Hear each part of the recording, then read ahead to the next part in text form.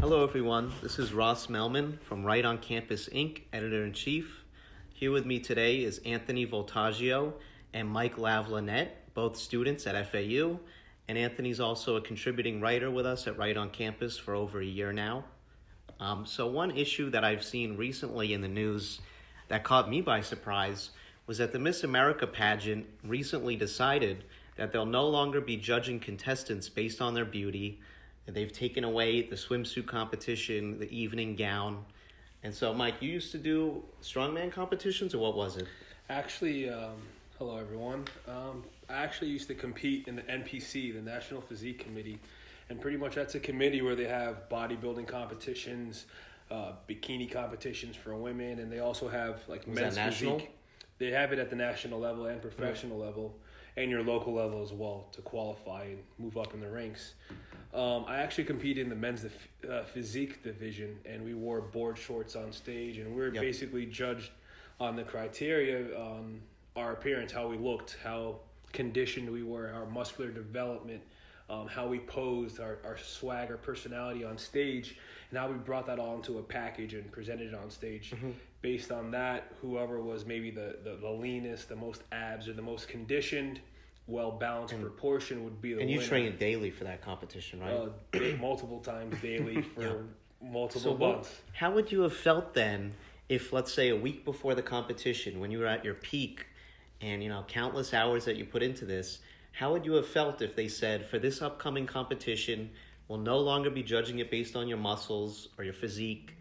Now it's just going to be off of other criteria like your personality, your ability to answer questions. Do you think that's fair, or what's your take on all this that's been happening? Well, specifically for my sport, if they were to do that, that would just be that would be, Is a beauty pageant any different? A beauty pageant, I think, is different because, for example, my sport, the ugliest guy in the room could be the winner because he has the biggest muscles, he's the most conditioned, he trained really hard, and he's genetically blessed. He was able to have the resources to get the diet because it is an expensive lifestyle. They eat the best of the best foods, gym memberships, gear, all this stuff, training daily. It's a different sport, but when it comes to the pageant, where it's, yes, I am a fan of pageants. I do respect women who train hard. I mean, it's a well-balanced package that they're presenting. It's not just their looks with the swimsuit or the evening gown division or category of the show, but as a person, what they do is not just about looks, and I think that having the looks and the personality, like we as men, what we look for in women typically, it's not just about the looks. We want the inside and out. So what are we doing as the inside? Let's go more into that. So I think that's kind of the direction that the pageant is taking, especially with the Me Too movement and the current climate where women are not being subjectified as objects anymore. Women are speaking out against being oppressed or maybe taken advantage of. If they're voluntarily going into a pageant like this, then, don't they want to be judged off their looks? It's not like it's unfair to judge them. If it's a beauty pageant, what do you think? Well, Anthony? Hello, everyone. Well, I think the difference between the pageant and the bodybuilding competition, kind of what he was saying, is that the bodybuilding competition is more geared toward exactly that. It's geared toward the, again, like he said, your conditioning, what you put into it, and it's not necessarily about the looks, but it's about your look, maybe. Mm-hmm. Now, with the beauty pageant or the Miss America model, I think it encompasses more of everything, but I think it's disingenuous now to say, well, we're not going to judge based on your swimsuit, based on how you look in your swimsuit, because I'm not sure that the women in the competition really wanted this change. Yep. A lot of women were saying that after this has come out have said, well, we feel empowered when we walk on that stage and we're in our bathing suits, and so it's kind of like, I don't want to get into the whole feminist thing, but it's kind of like, some feminists believe that women empowerment, they should be able to use their bodies and that shouldn't make a difference. Yep. Mm-hmm. But then conversely, at the same time, now you're saying, well, we're taking this away because people might be viewing you, objectifying you. But if the woman goes into it with that preconceived notion. Well, this is part of the competition. This is part of the standard that the committee is going to be judging by, especially if they don't want it, if they don't want to change. I don't see the need for a change. I think it's kind of, and I think this is a microcosm of our society. It's just over policing. There's a lot of things where we're just trying to find an issue. We're just trying, instead of like letting things be what they are. Like Miss America is about, of course, what you do in the community, of course, but it's also about your looks. It's just, that is the sport. Yeah, that's the sport. It is. That's the realm. And I think that they're changing what a pageant really was. I mean, and I don't typically agree with that. I do stand for women and I do stand for people, but I don't, even the people themselves, they train hard. I know how it is to train hard to show off your body on stage in front of a group of people. Strict diets. Of course they want to do it. Lots of exercise. Very difficult. All the people who have entered these pageants have gone, for years knowing that this is a part of it, and that's a part of the training regimen as well as the inside. And so it seems like you're kind of on both sides a bit. I can see the idea where they're taking it, but I wouldn't go to that extreme. I would just create a different avenue, create your own lane, and maybe promote that, and then see where it would balance out. The Miss Universe pageant, they're still keeping the swimsuit part. They're still keeping the looks. And if I had to make a prediction, they're going to be far more popular in terms of their views, because they're going to benefit from objectifying women, but because people don't like being told what to do. If you want to be in a beauty pageant and you want people to look at you for your beauty, you should be able to do that. And just as if you want to do any type of lifestyle choice, within normal realms, people don't like being forced to change for another person's belief. And I think that it's going to be unsuccessful for Miss America. I just think that it's unauthentic. It's not necessarily what the pageant is all about from the outset. Of course, we don't want it to just be who we deem are the best looking women there. There have to be other things that go into it. And of course, these ladies do a bunch of different things that I don't even know the scope of everything they do, of course. But the training, the community involvement, it's a big responsibility. It's a big honor to win that. So from my view is if the ladies felt objectified and they didn't want that as a whole, let's just say you took a poll of the last 200 women in Miss America pageant or 300, and now you get these numbers and they don't want that, then okay, I agree with them.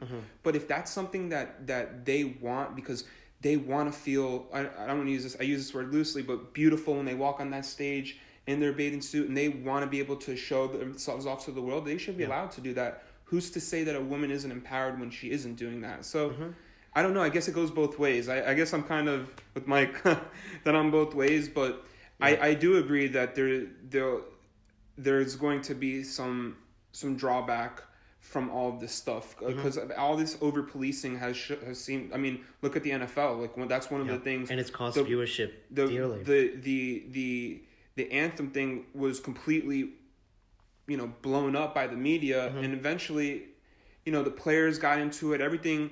And the fans just got turned off. Whether you agree or disagree or whatever the case is, the fans have been turned off. And it's definitely because of that. So I wouldn't be surprised if this is something that was a consequence of that decision. And it's recently culminated in the Eagles, last year's champions, being disinvited from the White House, which may have been in response to the NFL's statement that for the next season, they will either have to stand or you'll have to go to the locker room. You can have a choice.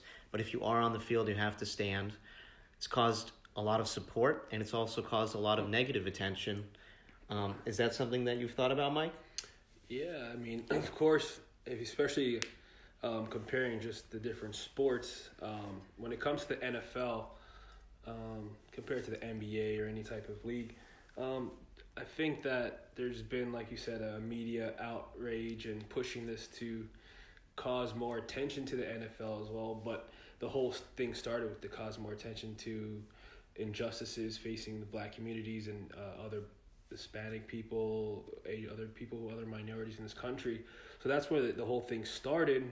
But then again, with media, it took it to, it's a disrespect to the flag. It's a Yes, I can see it as it can be, as a form of disrespect. But, I don't think that people really take such patriotism when it comes to the flag seriously, because when it comes to, for example, the Conor McGregor Floyd Mayweather fight. They're holding the Irish flag all day, every day. But Floyd Mayweather was true. the American. I mean, the Irish travel for Conor, though. Of course, the Irish came. So he has worldwide support. That's where he's from, of course. Yeah. But look at every American who's like, oh, I'm Irish, I'm Italian, I'm this. Everyone's quick to bring up their heritage up front. But when it really comes to the Constitution and the real patriotism, I feel like there's a false sense of patriotism that's perpetuated, that's actually pushed through the media into the minds of football fans. Do you think it would have been a more powerful protest if it would have been done in a different manner that didn't involve kneeling during the anthem? Or do you think that was like the only way to cause it to get widespread attention? For Colin Kaepernick's case, yes. Yeah. Because he sacrificed his whole career for this cause, for this attention to be for the white. But his playing record didn't have anything to do with him not getting hired, or? He was for him not getting hired. Yes, the controversy with him taking a knee for the flag. I mean, that's why he's trying to file a lawsuit right now against Trump and the NFL.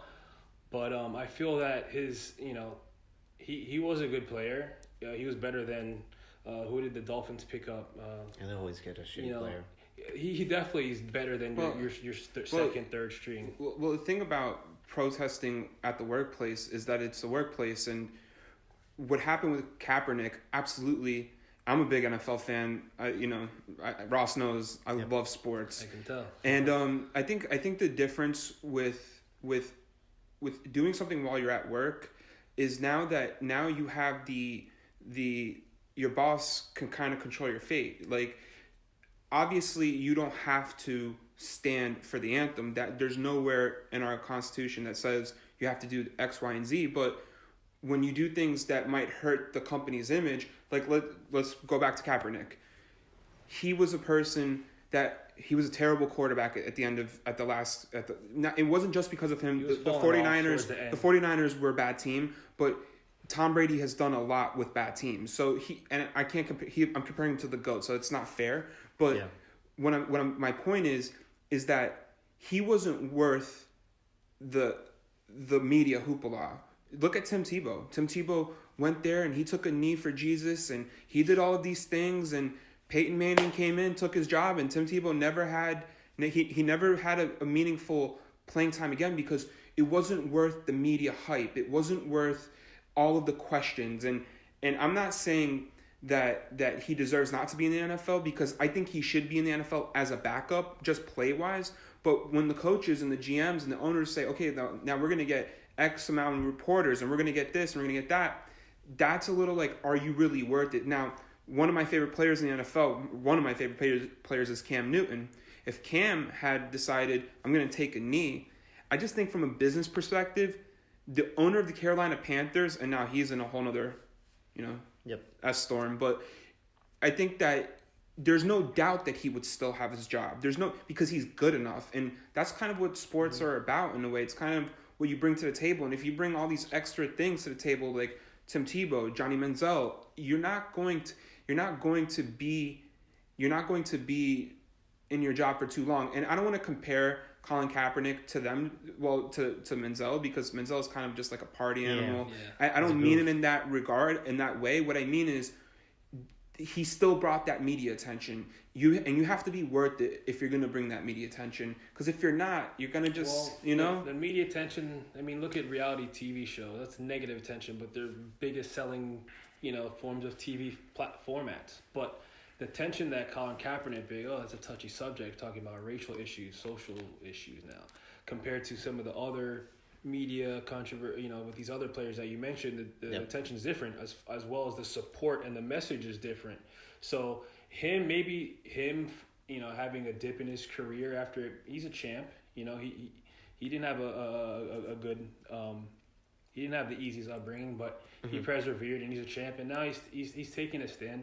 Is it convenient for him to take the time to take a knee when he's not a star player number one? No, but I definitely feel that what he's done is it trickled not to just him, but many other players. It's not just his careers, other families, other people's that are, taking, doing this to support a message. He was putting a lot of attention towards police violence, also towards inner cities.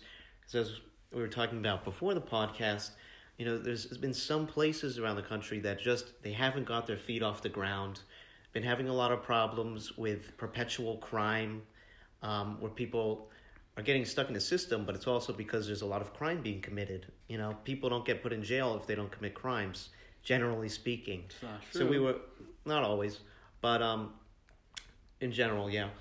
But we were trying to decide, do you think, Mike, that it's really that they're still at a disadvantage because of race, or what do you see as the main causes that some inner cities, are still struggling? Well, everyone wants to always revert, go to what about Chicago, what about this and that, but at the end of the day, yes, there's been laws, there've been systems in place that still have trickling down effects from generations that still affect families in these inner cities.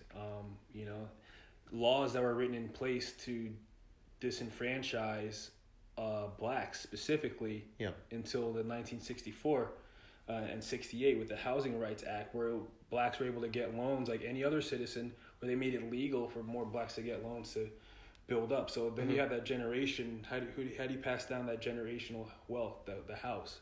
So certain opportunities, yes, people are still affected from generations. Dating back to slavery 400 years. My mom was born in 56, so in 64, that's when blacks were able to vote. And you look at the inner city, so you have the late 60s, stuff like that. You had the Vietnam War, so there's a lot of segregation, a lot of racism, of course, but a lot of blacks, black American citizens would go and fight in the wars, and when they would come back, if you first of all, there was the draft. So how did white Americans dodge the draft? If they didn't want to go to war, they went to Canada, went to college, they went to Europe, they went to college. They were protected by college. They were protected, and think about if we went to F.A.U. Back in that time, would we be able to have these type of conversations that we are today? Yep. I mean, yes, of course it happened, but there would be a lot of negative views. Like there still are as well. So I feel that even today, in terms of today, you look at if you go to those cities, I mean, there's no the resources. All the states and the countries are taxed, and a lot of the resources that are accumulated from all the citizens are not allocated properly to these types of cities. They're really not. That's because we let liberals run them. And it's not even, honestly. Do you think that Obama did enough to help some of these cities? Because personally, a symbolic win for blacks. I think, that's absolutely true. I mean, it's a symbolic win for everybody in a way, because it showed that race isn't a determining factor in choosing our representatives. And it's proven because you see a lot of counties that Obama won are the same counties that Trump won. So it's not that there's been a mass demographic change in a lot of these small places. It just goes to show that race wasn't a defining factor in who they chose. But I think you're right, because Obama, he really could have been a champion for these cities, but I think he didn't take a strong enough stand. I mean, he should have said, enough with the gangs, enough with the violence. Let's start getting better role models. But I'm not sure he did enough for that. I think also Obama's messaging, the thing that I was disappointed with Obama's presidency more was, I thought that he would do more to unite, and I felt we were more fragmented by the end of his presidency.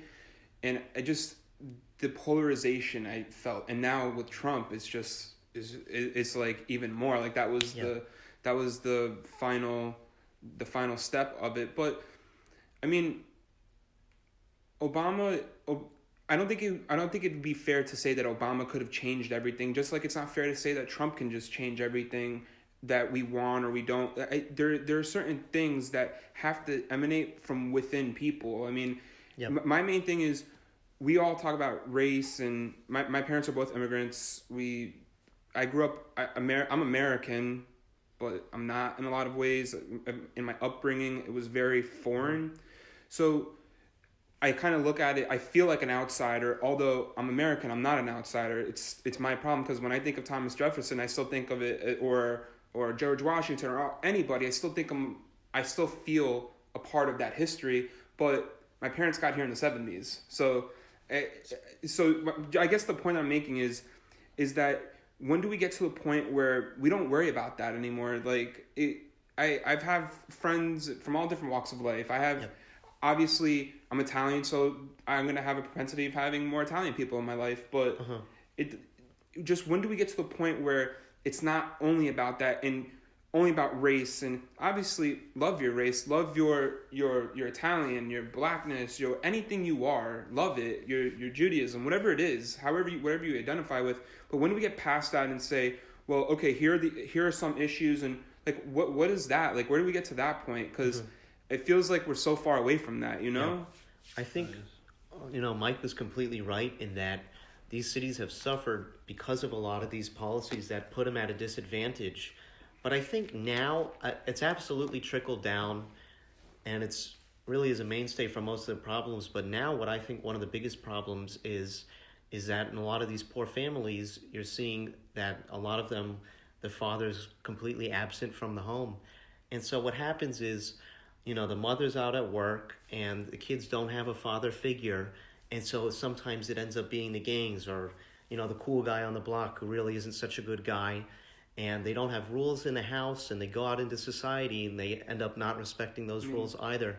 And it's such a hard problem.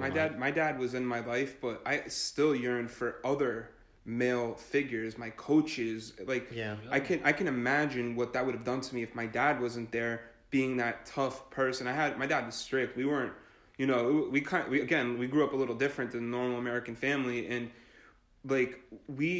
and if I didn't have that, I know that I would definitely I would be different. But I even with that, even with my dad around, I needed those male figures, my basketball coaches, my football coaches.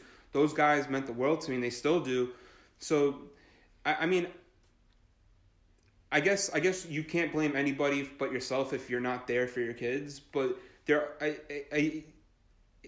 it's not just that. There are certain things that have systemically happened. So, I mean, I don't know. I guess my question is the $1 trillion question, right? How do we get past that point, solutions, right? I mean, that's what we should all talk about, solutions. But when it comes down to, yes, that is a big problem, a father figure. That is a big problem. But let's look at history. And like I said, take it back to around the Vietnam and the 60s. I mean, the black family household was way more intact than it was now. I'm first generation born in this country. My parents are from Haiti, so as you as well, I had a different upbringing, compared to other Americans. But I am American. I was born in New York, so I didn't have the same typical black experiences in America. I mean, as a daily living as a black man, I do. When it comes to society, I understand, but at the same token, I share a different type of history. But looking back during the times in the 70s, a lot of the prison to pipeline, from school to prison pipeline is pretty strong. I mean, obviously the crime rate for non-violent crimes, if you look at a lot of the statistics, it's not that blacks use or sell at a different rate or use a different rate. A lot of times they're targeted more as well, and we've seen many cases where that happens.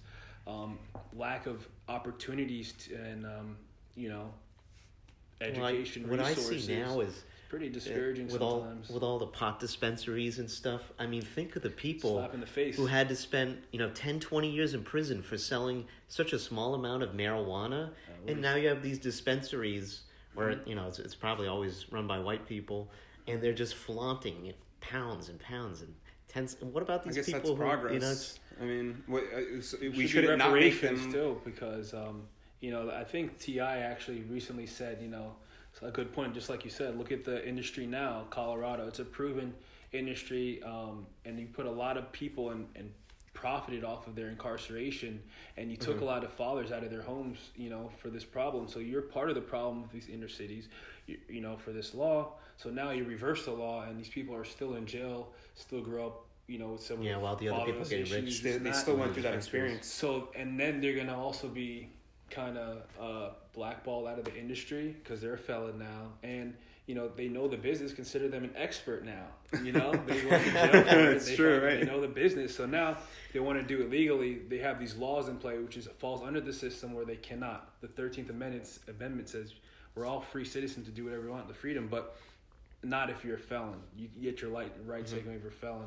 And the 14th Amendment talks about how we all have equal protection under the law as a citizen, but there are many cases time and time and again where you see on camera, body cams, video cams where there are questionable situations where police did not act properly or in a typical, the best situation, and they don't. Recent ones you were talking about penalized. Wasn't necessarily the police acting bad, but that girl, I forget which college she was at. She was sleeping in one of the open spaces, and had the police called on her. A student called on her because I think it was in Yale. There was during finals week last semester, and she was a black female student was studying, and she fell asleep in a common area, and she's not supposed to be here. She's black. That mentality made a white girl call the cops on her and get all these things involved. Stuff like that. Racial profiling, preconceived judgments. And then you act on that. Police officers have those same thought process mindsets as well. So when you put those two together, these are the type of problems that we have. These are the type of problems that people want to bring to the light and have discussions about it. But when people are like, there's a lot of deflections about these types of issues that come from a lot of the right, and a lot of society, position. The NFL doesn't want to talk about it because it's all about the dollars. Right. So since we've brought up all these issues, why don't we start talking about some possible solutions? Well, like one of the things that I don't know if this is a solution, but I just had this in my mind that I wanted to get out. One of the things that I was thinking is like when we get profiled, it's not necessarily just about your race. Like, for example, you're a fit guy. People might look at you differently than they look at the average black man, right? Because you're in shape, and like what other factors go into things, right? Mainly how you dress. Depends on the person, right? Like how you dress, Like there's so many like I don't want to say superficial. There's so many other things also that I don't think it's just that everything is just into this one box, and like all these things that are going on. I think the media is a big I don't want to say problem because we the founders knew how important they were. They wrote them into the Constitution, but the media has, and part of it's our fault because we consume, we like to see drama, but I think it's just over dramatizing so many things. I think the media makes us out to be so much worse and hate each other so much more than we actually all really do. So I don't know. So, I mean, I guess a part of the solution, like my main solution would be, for me, for example, I'm not consuming things that I feel that are just going to be racially motivated on TV or in the news. I'm not going to necessarily, if I feel like it might be a farce or I feel. What do you mean by that? So, like, there are a lot of things, like, on both sides that the media promulgates like race debates and things, and there's just certain situations where it's not that I'm saying I want to exclude myself from them, but I'm not going to give the media the reason to put that on because I watch it and then the sponsors know the peak times. And, I learned so much from one of these previous classes that I took about the media, and it really opened my eyes in a lot of ways to see that the media only works kind of like the NFL about that dollar. Like they can't survive if you don't consume. And we have a propensity to consume all these things. Like that's just all we want to know about. What happened to Facebook? We consume social media all day, every day. They started putting political stuff all over Facebook, all these political articles, logarithms. That's a whole other discussion. Algorithms. I mean, that's why I got off Facebook. Yeah, it's completely control manipulating. Even Fox News, MSNBC. I mean, to a certain degree, facts are facts, but the way you spin the facts and what you admit and how you say it is manipulation. It's true because there's a lot of that happening. Like, I don't want to read your analysis. I want to read the report, and then I'll make my own analysis. I'm sorry. The opinion section of newspaper has always been my favorite. It's what I've done at the school, and that's what our newspaper is. But right now, the whole newspaper industry, the whole media industry, everything's opinion now. There's no more news section. Everything has become opinion. The news headlines, they're all written in a certain way, to drive a reaction. And it's never with the end goal at least it appears to be, it's never with the end goal of bringing people together. It's always to take it to the next level, to get more views, to get more emotion, more likes, and weird emojis popping up. More views, because think about it. If you have a TV network, media platforms, whatever, whether you're Fox News, CNN, I mean, you have to cater to these types of thoughts. These people who are viewing, you have to cater to what they would agree with. So you have to spin it in their type of mindset either way. So that's the game. And once so someone's going to believe, even if they learn new information, if it's kind of similar to something, their type of beliefs, they're going to automatically just accept that as truth and go with it. So if you have a hate for someone and you say, oh, this person did that, which is a complete lie, you're going to be more likely to believe it just because you already kind of don't like that person or you kind of fit that mindset.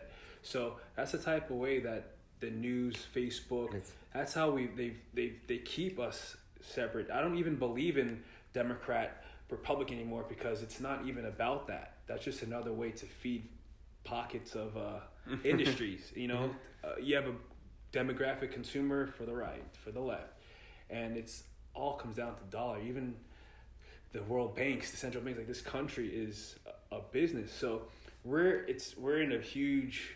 Well, everything's very layered and leveled. So when it comes to this people level, you have to know your truth. You have to find other sources of information other than just what you see and what you hear. It's easy shit. And it's been becoming hard to. Because a lot of these news agencies are all tied together.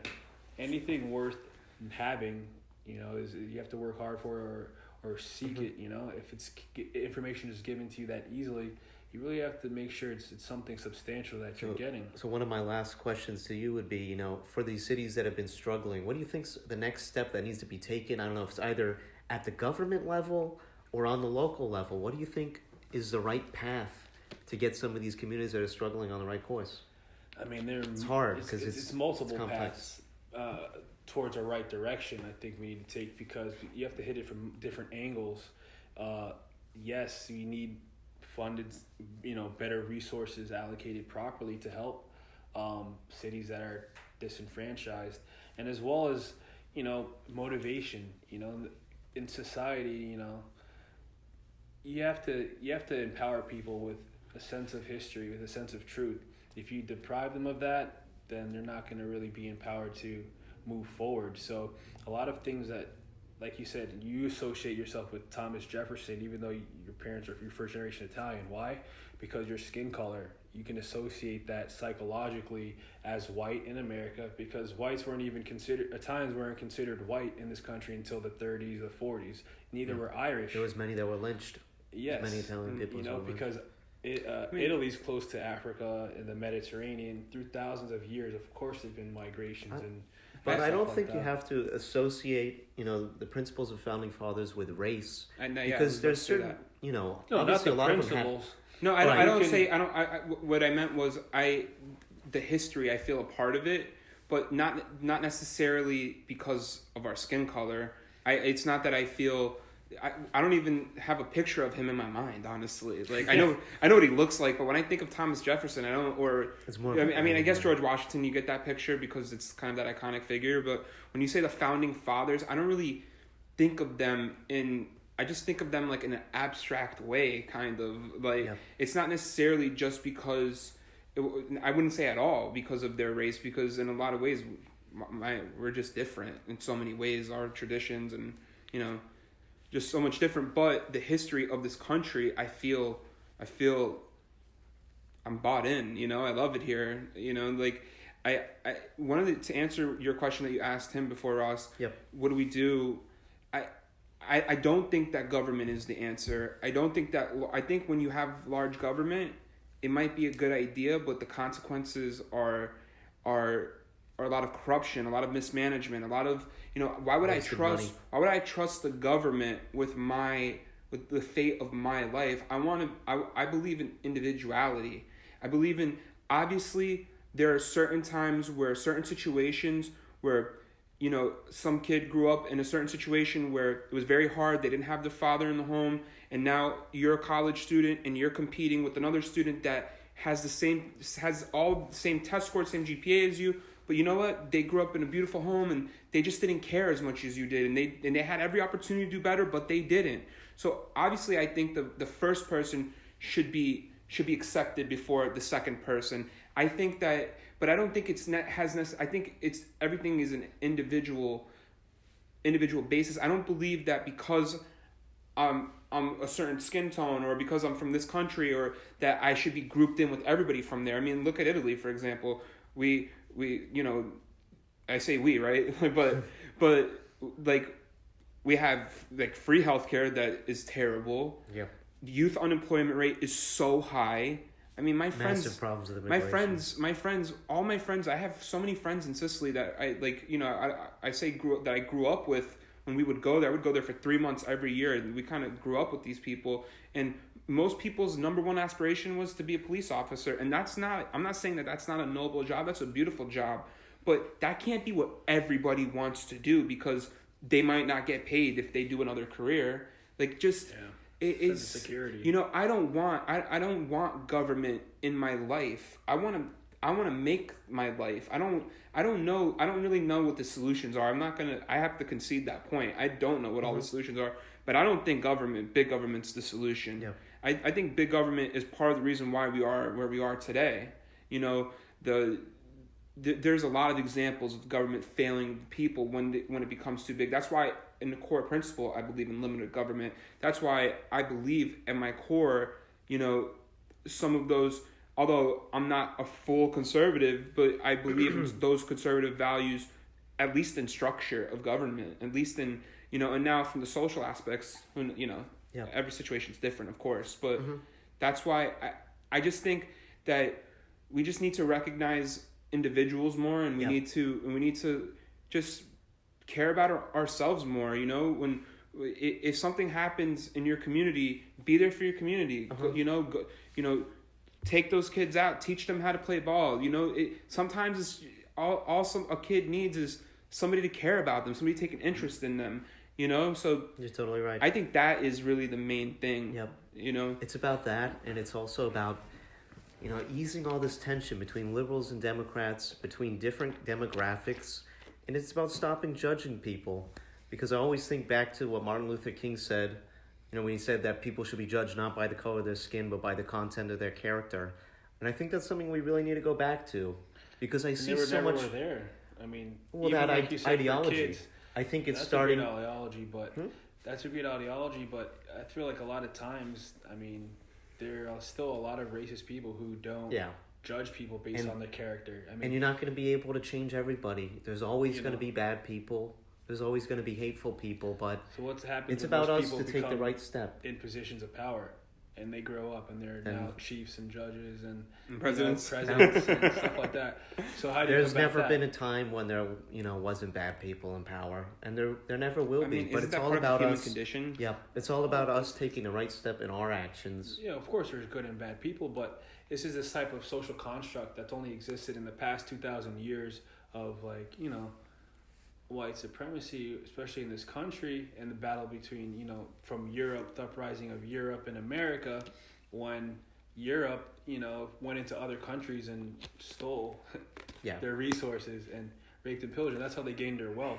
And a lot of countries do it. So now that's why we have South America speaking Spanish because of European and stuff like that. So when you have generations later, in 2018, when we have everyone living together and they still have separate type of views for each other, what can you do to move forward from that? I think people really need to accept and acknowledge the fact that there is strong racist roots that are tied into the law, from the policemen to the judges and all the way up in command, as we see with this current president.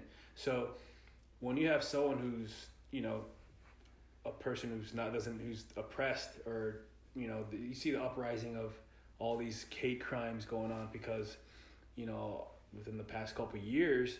Why is that? There are many things that fuel this type of energy through media, through talks, through fear. A lot of it's through fear, but I think it comes down to racism at the end of the day, and how to keep a certain group, try to make them on top or try to make them. But does having that mindset hurt in a way? Thinking that just feeling oppressed and segregating yourself in terms of your ideology and how you view other people, is it helpful? Is it hurtful? I know there might be a real reality of it, but do you think like the oppressed mind state is becoming a problem for some people? I mean, a mindset. If you feel helpless, that's different. But whether you are in the most positive mindset, you still can be oppressed. Just like if you take back to Germany, when you have the most successful doctors, lawyers, jewelers, rich bankers that were all Jewish, yet they were still oppressed and still sent straight to their fate, which is a system that they were in. So oppression is not a state of mind. It's a system. It's acts. When someone can get away with murder with impunity, that's not a state of mind. But I mean, what racist laws are? I forget. Like institutionally, what we can do is get rid of those institutions, right? Like we can get rid of Jim Crow. We can get rid of. Those were racist. Those were laws that were right. We get rid of those, but now, once everybody's on that playing field by the law, let's just say an equal playing field by the law, meaning restaurants can't tell a restaurant owner you cannot serve people of color. That's what they used to do back then. Yeah. And now we get rid of that institution. So now what? Like, what can we really do? Do you know what I mean? Well, a lot of the people, all you have to do is just bring it back to the Constitution. Okay. Because at the end of the day, it's the Constitution. That's the law of the land. So there are many ways through these laws, through the system, where they're able to make it in their favor, where it's under the umbrella of the Constitution vaguely, or appears that way. So there are many. If you're a lawyer or you're a prosecutor, defense attorney, you're gonna play through laws, through history, whatever point you're trying to make for your client. So it comes down to, just like you said, for generations later, if you have you get rid of Jim Crow, you get rid of segregation laws, you get rid of this and stuff, right? We have symbolic victories. Oh, we have a black president. How is there racism in this country? We have black millionaires. Well, if you look at Tulsa, Oklahoma, 1919, 1921, it's called Black Wall Street. Thousands of self-made black millionaires in Tulsa, Oklahoma. Self-made black millionaires. What happened was the whole city was bombed and destroyed. Google it, called Black Wall Street in Tulsa, Oklahoma. So they had their own resources. They kept their resources within, and they thrived and they prospered. But when other societies saw that, that's a threat to them, to their construct. So they demolish it. And that's certain things like, is that a law that, you can't bomb? I mean, it's just things that happen that you have to bring to light, you have to talk about, and people should be held responsible for wrongdoings against others based on the Constitution. I'm going to give you the last word if you have any more thoughts about it. No, look, the thing that I've learned in the last few months from even talking about this is that there's a lot that we all have to learn from both sides. And I think just opening up the discussion and even being willing to have the discussion, because this is the hardest thing we could talk about, right? Like, we could have picked anything to talk about, but we picked the hardest. We started easy. Yeah, we started off great. So I don't know. I think we should just continue being with the individuals and promoting that, and just be decent to each other. What we're doing right here is really what the right step is. We're trying to say what the solution. And the solution is to just talk to people. Because when you talk to somebody from the opposite side, you realize, hey, you know what? Maybe this person isn't what I made them out to be. Maybe they're not a lunatic. All that different. Or they're all that different. And that's really the right step. If people just start talking to one another, they'll realize that, hey, maybe we're not as effed up as the media thinks we are. Yeah, right. But I want to thank both of you so much for coming on.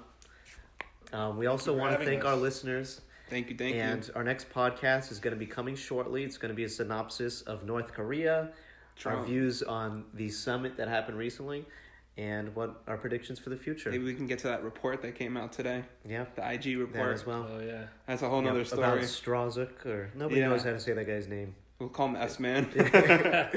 All right. Well, thank you all so much. Thank you, everyone. Thank you. Go Owls. That's right.